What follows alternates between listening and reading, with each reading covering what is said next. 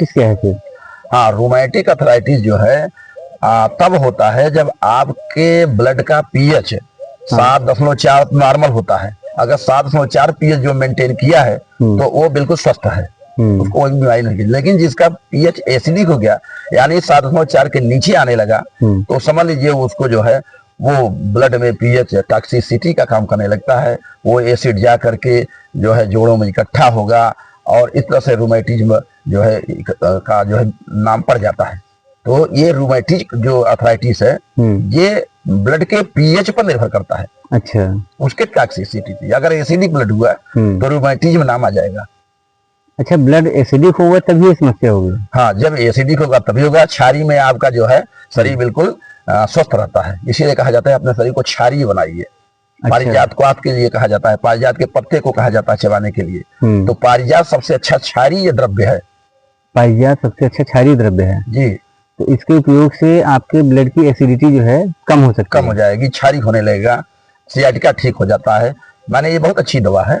और ऐसे तो क्षारीय बहुत सी चीजें हैं, जो भी रुक्ष चीजें हैं वो सब क्षारीय हैं, जिसमें रस कम थोड़ा निकलता है। जैसे गूलर का पत्ता रुक्ष है, क्षारीय है। बट, ताकर, पीपर, इसीलिए ये सब क्षारीय हैं। तो जहाँ पे किडनी का मर्ज होता है वहां भी पीपल, बरगद और ये सब नीम का पत्ता आपको जो है बताया जाता है। अच्छा जी। तो ये दूसरा जो आप बता रहे थे जी, अर्थराइटिस, वो क्या है? Rheumatic arthritis. इसके बाद वाला जो आप दूसरा बता रहे थे? हाँ, वो जो दूसरा हम बता रहे हैं आम वात, उसे आप कह लीजिए। हमारे आयुर्वेद में उसको आम वात कहते हैं। आम वात? आम वात वो ओस्टियोआर्थराइटिस के अंतर्गत आता है। अभी तो आप एक आम वात और एक रक्तवात, दो तरीके की चीजों को बता रहे थे। जी। आम वात में क्या है कि केवल इसमें वात ही दूषित होता है। यानी आम का मतलब हमारे आयुर्वेद में कच्चा जो है रस है, तो वो कच्चा कहा जाता है, जो कि वात में मिल गया। तो यहाँ पे एक दोष केवल वात दोष है, जबकि वात रक्त में रक्त भी दोष है, दूषित है, और साथ साथ वात भी जो है दोष के रूप में दूषित है।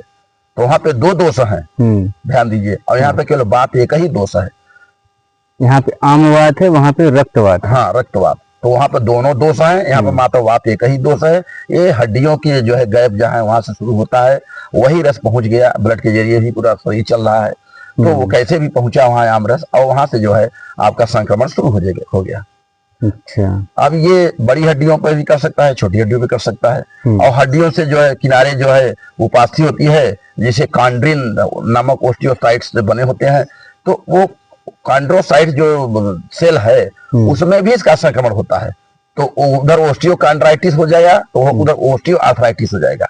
माने हड्डी में भी, फिर हड्डी को सुरक्षा देने के लिए जो उपास्थि लगी हुई है उसमें भी इन्फेक्शन फैलने लगता है। तो ये सब जो है आम वात के अंतर्गत आता है। अच्छा, ये जो आप बताए थे कि रूमेटिक अर्थराइटिस, ये क्या रूमेटिक अर्थराइटिस केवल हड्डियों में होता है या और कहीं भी होता है? हाँ, रूमेटिक अर्थराइटिस देखिए, चूंकि ये ब्लड के पीएच पर निर्भर करता है, तो ये आप जो है सुने होंगे रूमेटिक हार्ट डिजीज। जी हाँ, ये तो सुना है। हाँ, तो रूमेटिक हार्ट डिजीज ये हार्ट में भी होता है। और जो है अध्ययन से पता चला है कि ये टिश्यू में, स्किन में भी, और लंग में भी, मसल्स में भी, तो कई जगह इसका जो है पीएच पे जहाँ बैलेंस गड़बड़ हो जाता है जगह, तो वहां होने लगता है। मुख्य रूप से रूमेटिक हार्ट डिजीज और रूमेटिक अर्थराइटिस हम लोगों के संज्ञान में आया है, उसे आप जान लीजिए। अच्छा, यदि जो है जोड़ों की हर बीमारी अलग अलग है, तो कौन इसमें क्या क्या है? हाँ, जोड़ों की बीमारी अलग अलग है। मैंने बताया कि अगर ओस्टियोआर्थराइटिस की बात करें तो जो बड़ी बड़े संधि हैं, जैसे घुटने का संधि है और नी जॉइंट है, और इस तरह से जितने बड़े बड़े संधि हैं वहां पे ओस्टियोआर्थराइटिस। फिर ये छोटे संधियों से अगर हुआ तो उसे गाउटी अर्थराइटिस। अच्छा, छोटे से शुरुआत होगा? हाँ, छोटे उंगलियों से, छोटी उंगली से, छोटे छोटे संधियों से, तो गाउटी अर्थराइटिस। तो गाउटी जाएगा। हाँ, और बड़े संधियों से शुरू होगा तो जो है ओस्टियोआर्थराइटिस। अच्छा, बड़े शुरू होगा तो ऑस्टियो। जी। अच्छा अच्छा, ये बताइए कि अगर गठिया एक तरह का है तो यदि अर्थराइटिस, तो किस प्रकार का अर्थराइटिस होगा? गठिया एक प्रकार का जो अर्थराइटिस है, हाँ, तो उसको गाउटी अर्थराइटिस के अंतर्गत ही तो बता रहे हैं कब से कि अब इस यूरिक एसिड के डिपोजिशन होने के कारण इसको गाउटी अर्थराइटिस कहेंगे। अच्छा जी। इसमें जो यूरिक एसिड का जो है, हाँ, यूरिक एसिड का डिपोजिशन होगा।